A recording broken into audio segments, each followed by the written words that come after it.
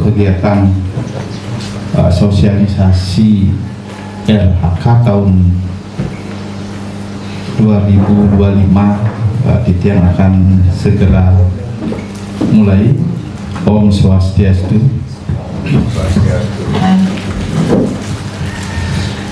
Bapak Ibu, kita mengucapkan terima kasih karena kita bisa hadir untuk bersama-sama mengikuti kegiatan ini, karena kegiatan ini adalah suatu hal yang mutlak yang harus saya laksanakan untuk menyamakan persepsi untuk kita sekalian. Semestinya pada hari ini kegiatan ini didampingi oleh Bapak pendamping sekolah atau Bapak pengawas. Namun karena satu hal, beliau yang sedianya datang membersamai kita ternyata sampai saat ini belum bisa ikut bersama-sama pada kegiatan hari ini. Bapak Ibu sekalian, sesuai dengan apa yang diamanatkan oleh pemerintah, bahwa salah satu tugas saya selaku kepala sekolah adalah untuk meningkatkan baik itu kemampuan dalam pembelajaran siswa maupun guru, atau meningkatkan kualitas pembelajaran. Berdasar hal itu, maka di tahun 2025 ini kami menetapkan indikator pilihan terkait dengan RHK, yaitu siklus peningkatan kualitas praktik pembelajaran. Praktiknya nanti itu akan dilihat dari tingkat upaya mengomunikasikan arahan untuk memotivasi guru aktif terlibat dalam kegiatan komunitas belajar yang berpusat pada peningkatan kualitas pembelajaran. Jadi praktek nanti ada dua hal yang menjadi pokok dalam penilaian atau dalam kegiatan kami dan kita. Yang pertama itu adalah bagaimana kita meningkatkan kualitas pembelajaran, kemudian bagaimana kita meningkatkan kegiatan komunitas. Nah, mengapa kami mengambil indikator ini untuk tahun 2025? Tentu ada dasar. Nah, yang melatar belakangi adalah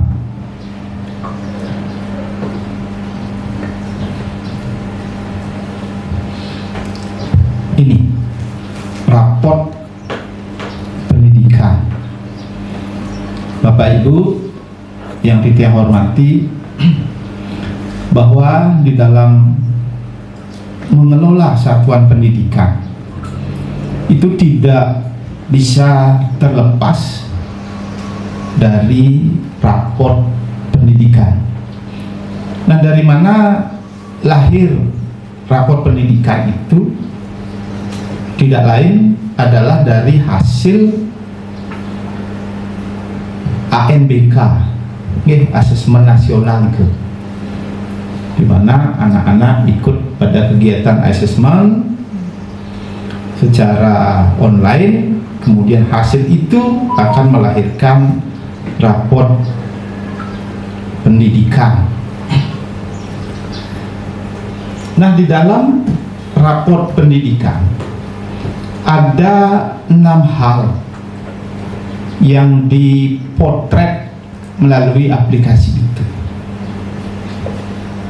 Tentu saja kita yang punya keyakinan Bapak Ibu sudah membuka rapor pendidikan itu, karena ketika Bapak Ibu menyusun RHK itu diharuskan untuk membuka rapor pendidikan sekolah kita.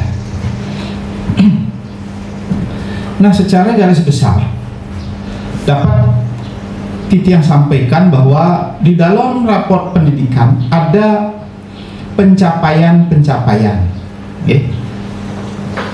Yang pertama, kemampuan literasi, kemudian numerasi, kualitas pembelajaran. Ada 3 lagi, karena yang terpenting adalah 3 ini yang Titiang sampaikan. Bapak Ibu, untuk kemampuan literasi, capaian kita adalah baik, di angka 84,44.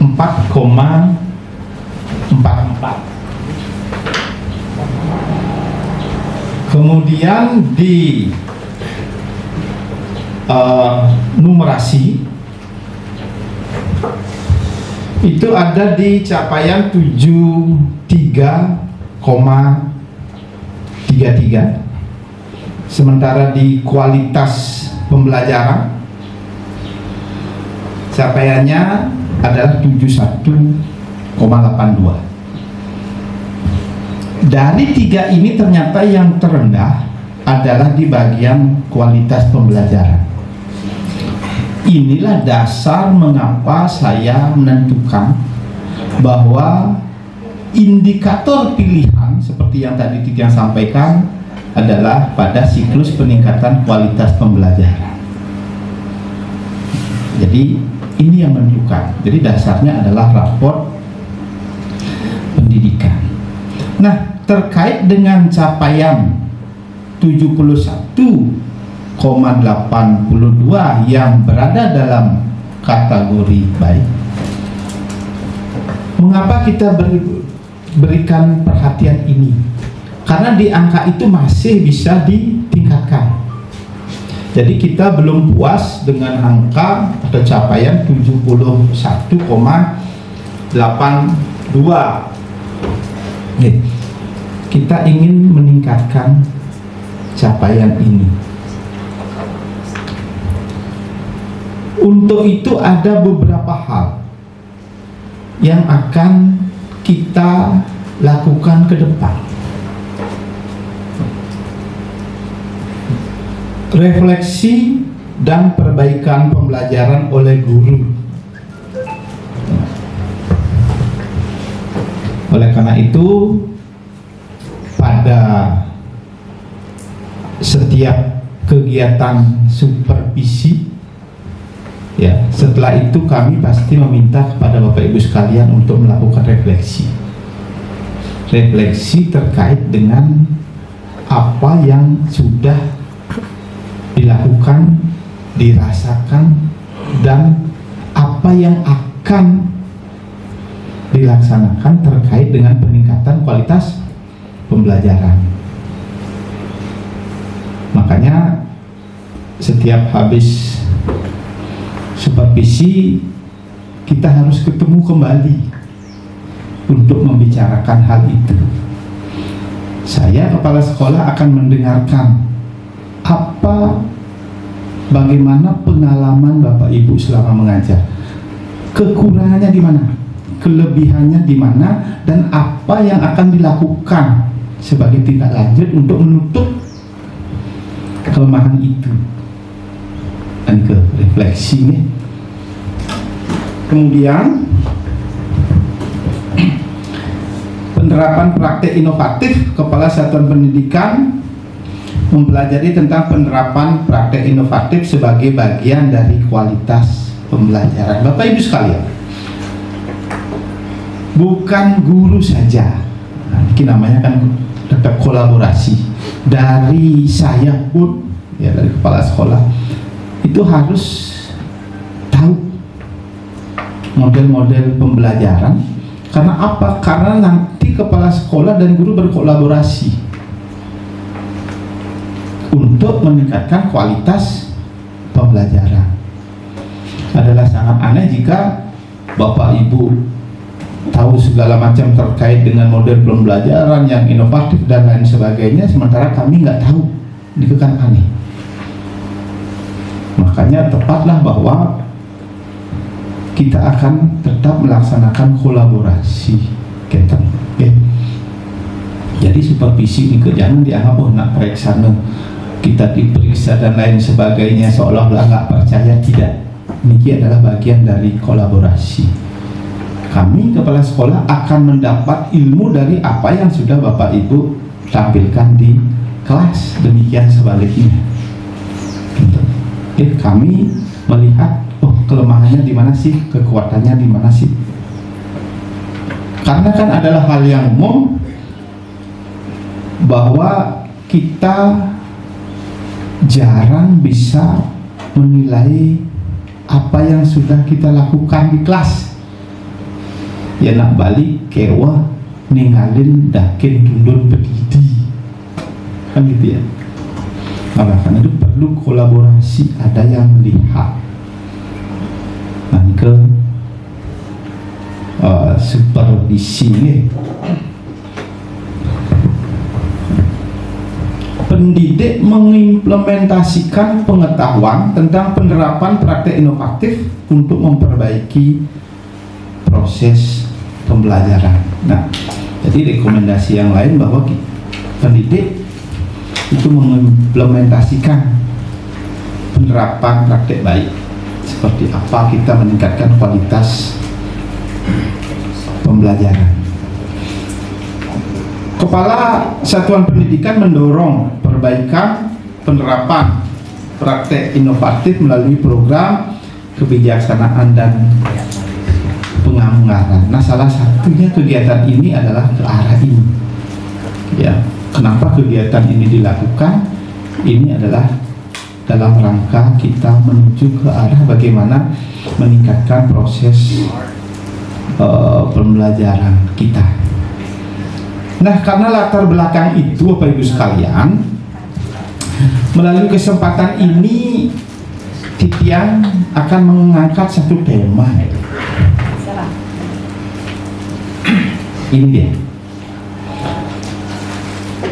optimalisasi komunitas belajar untuk meningkatkan kualitas pembelajaran. Ke depan saya mohon kepada Bapak Ibu semuanya akan berperan aktif di dalam komunitas. Nah, setelah kita melakukan supervisi, Bapak Ibu diobservasi, kemudian Bapak Ibu diberikan rekomendasi, kemudian Bapak Ibu tindak lanjuti. Nah, nanti Bapak Ibu merefleksikan kegiatan itu, kemudian sampaikan di komunitas, sehingga ada kegiatan MGMP. Jadi mudah-mudahan semua guru bisa menyampaikan pengalaman belajarnya, baik itu Bapak Ibu rasakan benar dan berhasil, atau Bapak Ibu rasakan kurang berhasil. Jika pengalaman Bapak Ibu bahwa menyatakan apa yang sudah Bapak Ibu lakukan itu berhasil, ini kan bisa kita jadikan acuan untuk dilakukan oleh guru lain. Jika apa yang Bapak Ibu lakukan Bapak Ibu rasakan kurang berhasil, niki bisa dimintakan masukan dari guru lain melalui komunitas belajar. Nah, inilah salah satu mengapa kita SMP Negeri 3 Banjarangkan ini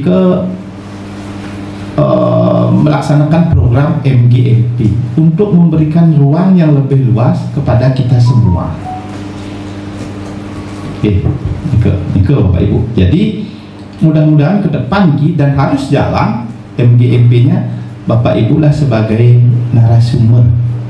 Sampaikan napi perasaan Ibu Bapak pada saat pembelajaran, kekuatannya seperti apa, kelemahannya ngiring sarang-sarang tutupin, kekuatannya ngiring sarang-sarang pakai hadis apuniko. Oke, nanti. Jadi ada dua hal seperti tadi. Bagaimana kita mengoptimalkan komunitas belajar kita? Komunitas belajar Penti Berjaya, Bangsakan Kijaya. Kemudian bagaimana kita meningkatkan kualitas pembelajaran melalui optimalisasi komunitas belajar niki. Yeah.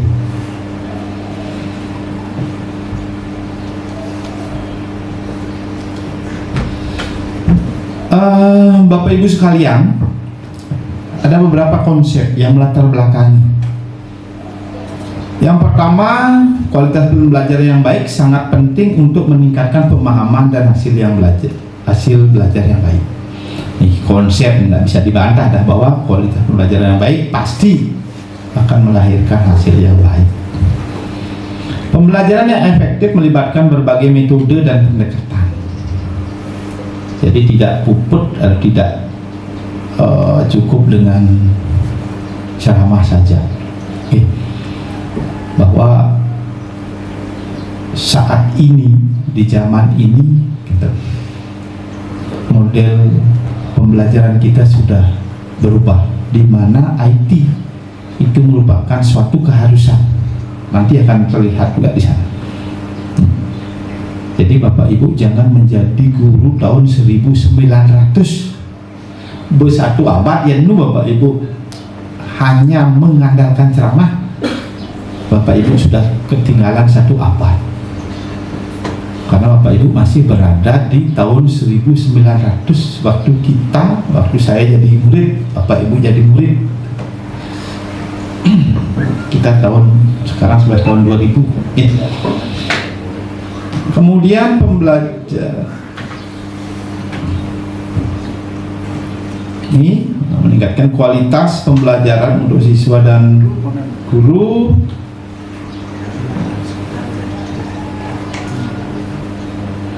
Komunitas belajar dan sekelompok individu, kita tahu. Kemudian pentingnya komunitas belajar, kualitas pembelajaran yang baik meningkatkan hasil belajar yang baik. Nah, itu konsep-konsepnya.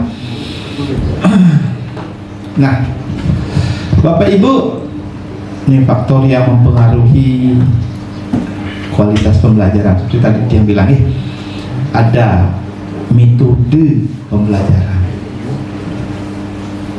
Kemarin beberapa kegiatan supervisi saya tanya langsung muridnya. Betul. Mengapa saya berani tanya langsung ada gurunya? Karena gurunya menurut penilaian saya itu cara mengajarnya sudah baik. Pasti saya tanya, nah, kalian senang nggak belajar mapel ini? Senang, gitu dia. Apa yang membuat kalian senang? Saya ngerti Pak, saya dan dibimbing dari awal dan lain sebagainya. Kalian senang nggak dengan guru ini? Langsung saya bilang, senang. Padahal pelajarannya katos. Artinya apa? Ini dia, bagaimana guru itu mengelola kelas.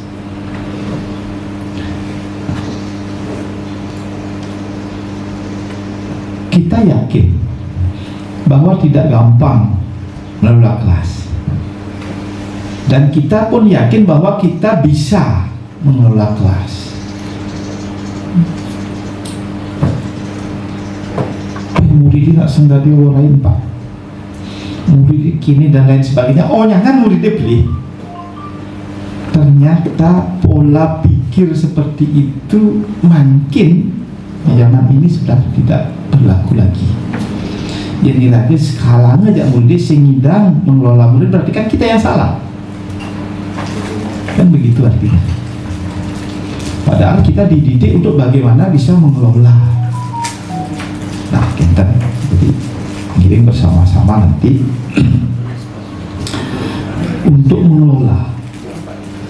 Variasi dalam metode mengajar meningkatkan keterlibatan siswa.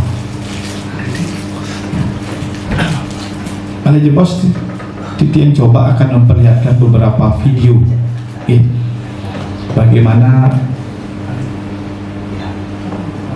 kita mengelola kelas yang kita hadapi, ya. Dan Titi yang tekankan kepada kita semua bahwa jangan selalu menyalahkan murid. Yang onyangan muridnya bermasalah, berarti ani bermasalah adalah gurunya, gitu Pak. Onyang mau bermasalah berarti ya pasti ya. Yang onyangan nilai murid jelek, berarti yang salah bermasalah adalah ya gurunya. Tuh. Berarti gurunya tidak bisa meningkatkan. Idealnya kan kurva normal, misalnya jak selai ane 2 mungkin ada 7 orang, ane belum ganti mungkin 5 orang, 7 orang, ane sedang-sedang lah dengan kan yang ideal seperti itu. Ternyata onyangan yang bermasalah. Ketika semua bermasalah, niki kan harus ada tanda-tandanya besar, berarti kita yang salah. Itu terkait dengan metode. Yang kedua, teknologi seperti yang sampaikan tadi.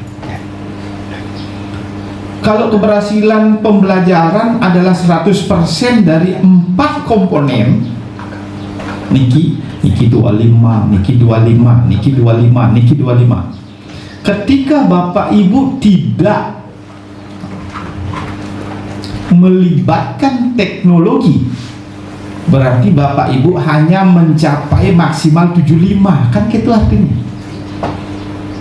Ya, kalau 4 niki yang mengerjang anggon, metode pembelajaran kita oke, didukung oleh teknologi oke, kemudian lingkungan belajar kondusif oke, evaluasi dan umpan baliknya oke, berarti nilainya 100. Ketika teknologinya hilang, maksimalnya 75 Bapak Ibu,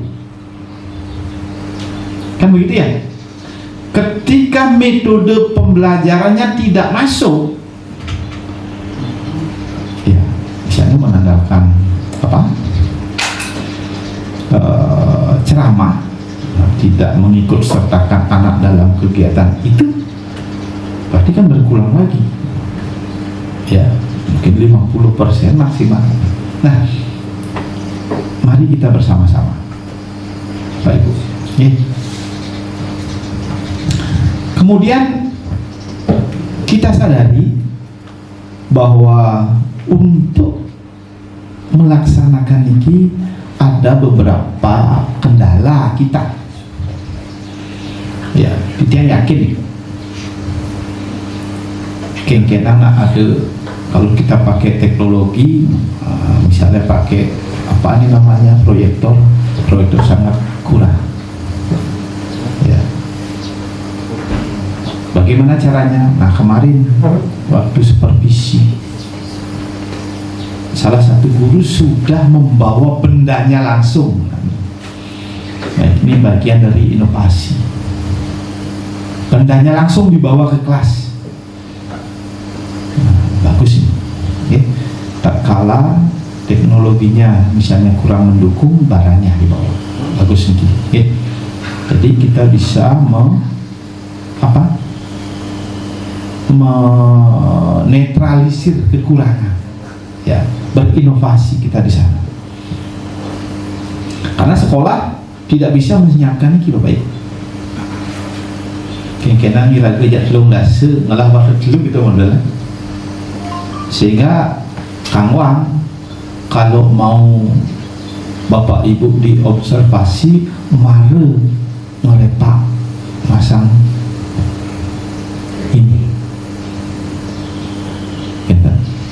Kalau enggak, semestinya LCD ini sing kain ngoyong di dia gitu, pasti terpakai karena sedikit. Mudah-mudahan nanti kita bisa tambah. Yang terjadi, nanti yang maklumi, yang terjadi bahwa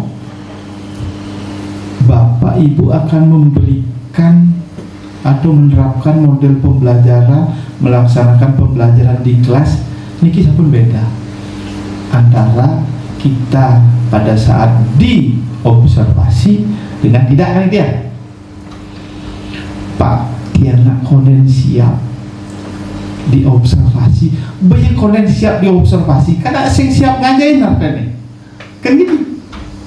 Coba aja, Pak Tiana konen siap diobservasi, ngajain kan sing siap juga. Oh gini dalam hati tiang gede yang sing siap kini apa men karajinan kan genten artinya Pak ini. Tiang yakin Bapak Ibu siap dengan orang sing siap ya, siap ngajin tuh. Masalah niki kan apa Bapak Ibu pangmelen gitu ya. Nah itu yang terjadi bahwa kita manakala di observasi beda, tetapi Tiang yakin beberapa teman sudah bagus, yang sudah observasi sudah bagus dan selalu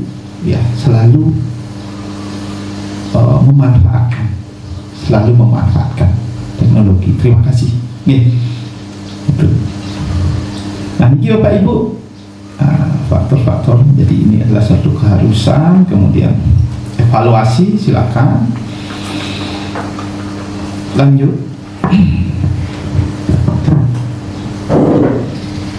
Ini strategi untuk guru. Tidak yakin Bapak Ibu sudah tahu nih. Gunakan metode pembelajaran yang interaktif, diskusi, kasus, proyek, kemudian penggunaan alat bantu, napi jadi termasuk membawa bendanya, bagus itu. Kemudian berikan umpan balik yang konstruktif. Terkait dengan umpan balik nanti Tiang sampaikan beberapa video. Kita belajar bersama-sama umpan balik seperti apa, kemudian bagaimana kita merefleksi. Mari kita bersama-sama. Kemudian ini tadi pembelajaran berbasis teknologi seperti tadi. Kemudian lingkungan belajar yang positif. Ini dengan kesepakatan kelas. Lingkungan belajar yang positif, bagaimana anak-anak itu sampun terbudaya, terbiasa menyampaikan pokok-pokok pikirannya, kemudian dia bisa berdiskusi, menghormati pendapat orang lain. Itu yang dimaksud lingkungan belajar yang positif. Di samping lingkungan fisik ruangan itu.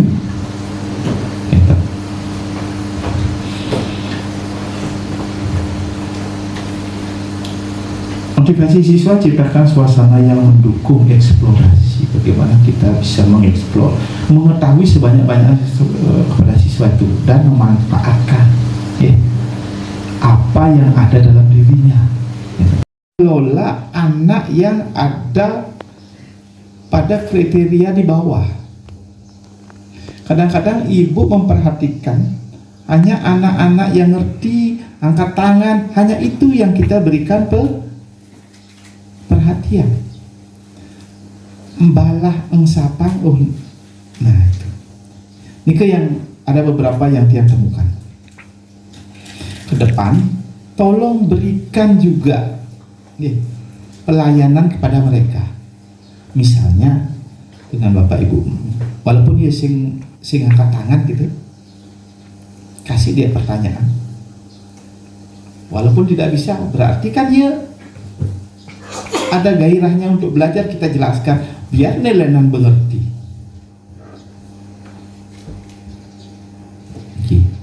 Karena apa? tugas kita salah satunya adalah memberikan akses pelayanan yang sama. Salah satunya mungkin itu.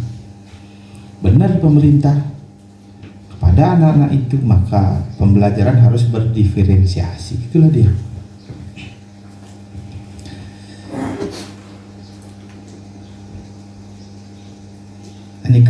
Kemudian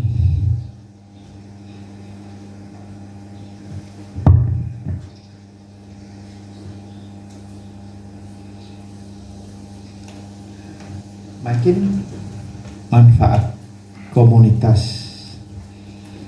Lanjut aja nanti yang sampaikan katanya Bapak Ibu, apa yang harus kita lakukan ke depan nanti. Nah, komunitas belajarnya efektif. Nah, karena ini akan kita lakukan di MGMP ya.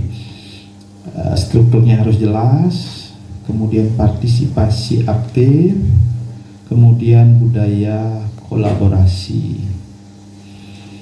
Nah, terkait dengan struktur, tetapkan tujuan dan agenda pertemuan yang teratur, berarti penjadwalan. Penjadwalan nanti mohon kepada pengurus, siapa pengurusnya terbudi ya Bu, ya jadwalkan ini. Setelah observasi dia sudah mencapai satu siklus, yang maksud siklus nih yang pertama adalah persiapan membuat jadwal Bapak Ibu, sampun kita lalui, kemudian observasi. Kemudian setelah observasi Bapak Ibu nanti akan melakukan refleksi, kemudian diberikan rekomendasi. Setelah itu lagi observasi. Nah, ini satu siklus ampun. Inilah setelah observasi itu Bapak Ibu kan lagi merefleksi. Ada sing perubahan dengan rekomendasi yang sudah disepakati kan katanya. Inilah yang Bapak Ibu akan sampaikan di komunitas belajar. Sehingga pengalaman Ibu, pengalaman Bapak niki dikonsumsi, diketahui oleh kita sekalian. Nah, terkait dengan apa yang tidak terpecahkan di pembelajaran yang Bapak Ibu lakukan, mungkin teman yang lain bisa menambahkan, oh kalau saya begini caranya, kan gitu harapan kita, sehingga semua permasalahan terpecahkan. Nanti mohon dijadwal, sehingga setahun ini MGMP ini ndak abal-abal jadinya, pasti ada yang mengisi dalam waktu kurang lebih 1 jam. Oleh karena itu Bapak Ibu, intinya begini, Bapak Ibu yang sudah diobservasi, sudah melakukan kegiatan siklus niko, buat refleksinya. Refleksi, tulis mantan. Inilah yang akan Ibu sampaikan di kombel, itu aja. Jadi semua bikin. Jadi masalah siap enggak, siapa yang siap dia maju. Nah, dorong semua anggota untuk berbagi dan berkontribusi. Ini dia, tapi yang dia sampaikan tadi. Kemudian budaya kolaboratif, ciptakan lingkungan yang mendukung kerjasama dan saling menghargai.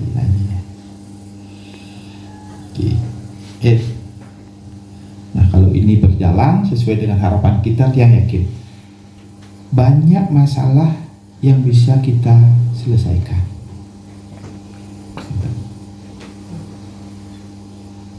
Nah, ini Bapak Ibu, jadi ke depan seperti itu.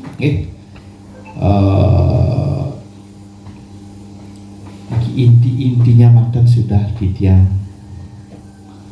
sampaikan. Yang terakhir, udah. Terima kasih Bapak Ibu, sudah yang lihat nih sudah serius banget. Mudah-mudahan nanti yang sampaikan ini sebagai acuan kita ke depan, acuan ke depan terkait dengan mengoptimalisasi atau mengoptimalkan daripada Kombel Spenti Jaya. Nah, sebentar lagi akan dilanjutkan dengan kegiatan gini tanya jawab. Untuk kegiatan ini yang akhiri demun untuk aturan para Santi. Om Santi Santi Santi. Selanjutnya adalah tanya jawab.